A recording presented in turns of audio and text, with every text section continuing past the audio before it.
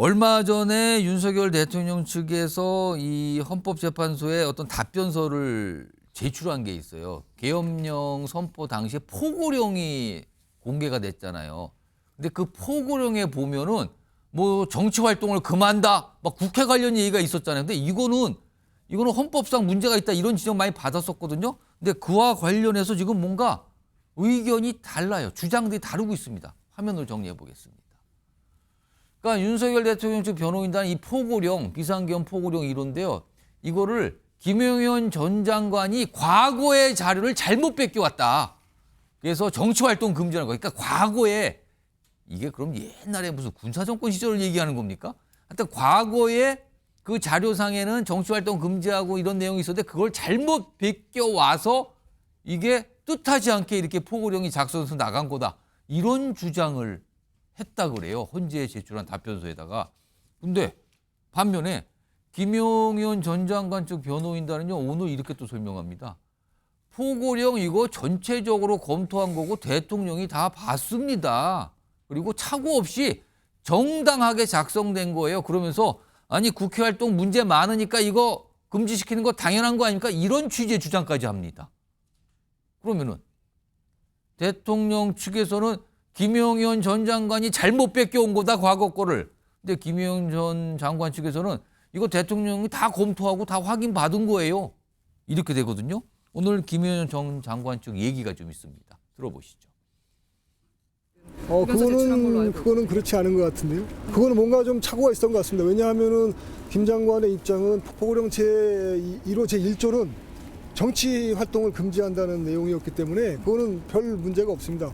국회 권능을 매개로 해서 국정을 마비시키고 있는 이 상황. 그래서 정치 활동의 금지에 대한 내용을 담고 있었기 때문에 그 점에 대해서 어떤 착오도 없었던 것 같습니다. 그럼 저희는 정당하게 작성된 포고령을 보고 있습니다. 대통령의 뜻을 반영해서 작성한 포고령이라고도 생각합니다. 김용현 장관께서 이제 직접 초안을 작성하셨고 전체적인 검토는 당연히 대통령이 했습니다. 손석 변호사. 그럼 김용현 전 장관들은 이거 작성 다 뒤집어 한 거고요. 대통령이 다 검토해서 뜻이 다 반영된 거예요. 근데 대통령 측에서는 이거 김용현이 완전히 잘못 작성한 거예요. 이거 어떻게 된 겁니까, 상황이? 아마 근데 대통령이 김용현 장관한테 책임을 떠넘기겠다 이런 의도는 아니에요. 제가 보기에 아마 근데 말이 다른데 지금. 아니 급박한 워낙에 계엄이 아주 급박하게 이루어진 거잖아요. 예. 아마 그 과정이 좀 있을 거예요. 예. 그날 갑자기 하다 보면요 깊이 있는 그 법률 검토를 잘 못해요. 왜 그러냐면 다른 법률 비서관들은 자문 받을 것도 아니고 따라서 그 대통령이 볼 때는 크게 보니까 계엄이란 게 이런다 보면 워낙 급박하게 하다 보면 자세하게 법률 검토를 못하고 일단 초안을 김용현 장관이 만들어 온 거는 맞고 예. 대충 보니까 이제 정치활동 제한이 가능하다 싶으니까 대통령도 받겠죠. 그래서 발표된 거 때문에 저는 두 분 다 이게 맞는 말이다.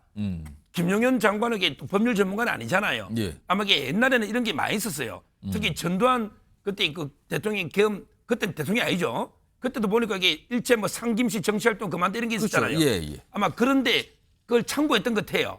근데 우리 87년 전에는 국회 해산권도 있었잖아요. 예. 대통령이 지금 그런 게 없거든요. 없죠, 지금. 따라서 그 시대에 안 맞는 잘못된 포고령은 맞다. 예. 그런데 법률 전문가가 아닌 김용현 장관이 일단 초안을 만들어 왔고 그다음에 대통령도 보니까 깊이 있게 고민하고 이게 워낙 급박이 되다 보니 아마 이게 통과된 것 같아요. 따라서 서로 책임을 전가하고 이런 문제는 아니라고 봅니다.